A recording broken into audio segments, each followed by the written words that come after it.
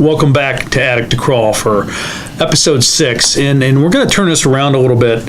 And what we're going to talk about now is that, you know, before you were with us as a buyer, but at some point in time you were the seller of the home in most cases, and probably one of the biggest challenges we have is when we're going to inspect a home and it has not been prepared for inspection.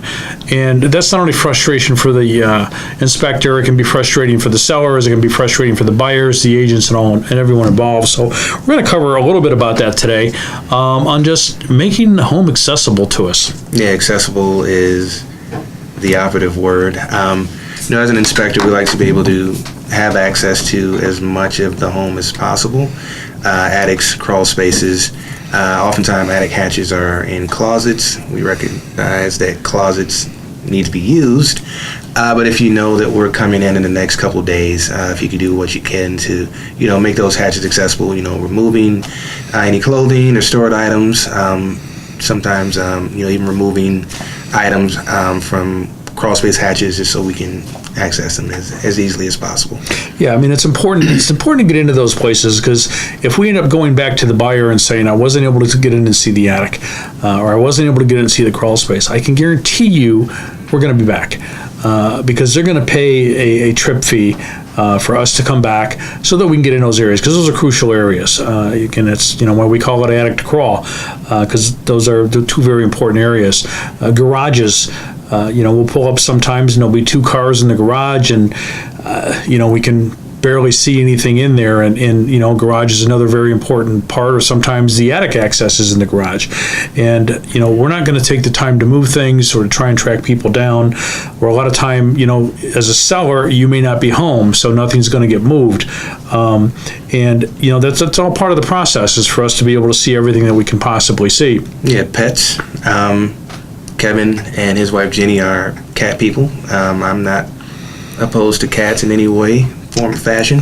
I like dogs too, but sometimes we can realize that if there's a stranger coming in to your home, that can definitely make the pets uncomfortable. So if there's any way that you can be there to keep the pets calm, or make some accommodations to make sure that the pets are cared for the couple hours that we're in the home, that would also help a great deal. Having in safe areas, probably one of the big things is attic pull down doors. Probably 9 out of 10 that we pull down are not safe to get on, because they've either been installed wrong, or they're just wore out, or they've been broke at that point. So there's a lot of areas in the house too that you want to make sure that it's safe, because that's a big thing. Because if it's not a safe area, again, we're not going to go in there. We'll definitely let the buyer know we didn't have a safe access to this, and they're going to come back and they're going to want us to get back in there. And we don't really want to make a return trip any more than they want us to, any more than you want us to come back. So the best thing you can do is have as much of the house accessible to us, so we can get in and out, and just get a good clean inspection done, and just save time for everybody. Yeah, I mean, having home prepared is as beneficial to the seller as it is to the buyer. If the buyer's actually gotten to the point to hire an inspector, that means that there's something about this home that they really love. And if we're able to give them the most complete and accurate picture of the home by it being accessible, I mean, that's also helping the seller, make the sale. So yeah, if you have an investment property by some chance and it's vacant, if you have the water turned off or the gas turned off, that's not something we're going to turn on. That's got to be turned on either by the management company or you, the owner. A lot of times we'll get told, well, you can just turn it on. It's like, we're not going to do that. We don't turn on and off major shutoff valves. It's just too dangerous to do that. Usually, if we run across something and it's turned off, there's usually a reason for it, and we leave it off. And again, we let the buyer know we weren't able to test any plumbing because we couldn't run the water. We're going to be back more than likely at that point. Absolutely, yeah. We don't want to leave any part of the home uninspected.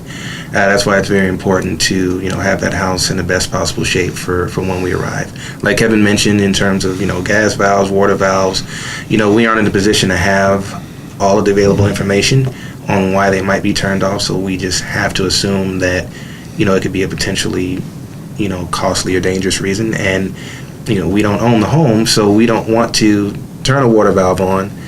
All of a sudden, water's literally pouring out of the walls, and that's a cost that we have to incur. So it's not a matter of, we're necessarily fearful, but, we just want to make sure that, we're protecting, and respecting the seller's property.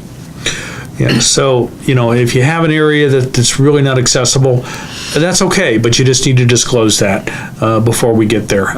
Just so that we know it, the buyer knows it, your agent, and the agent should know it as well.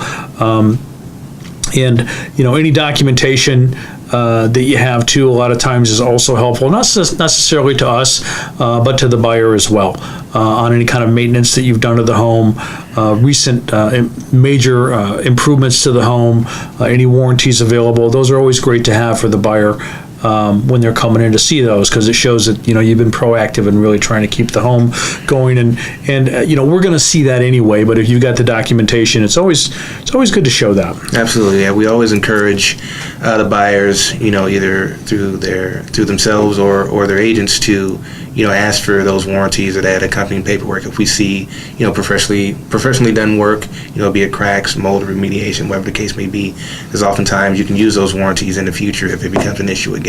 Exactly. So again, just a little bit of insight on getting ready for us to come through your door, and to make it as painful and to have us there for the least amount of time. So that basically wraps up this episode. Next episode, we're taking on the road. We're actually going to be at the KGM office, and we're going to take a few things a little bit more in depth, maybe even a special guest to answer questions. Until then, have a great day.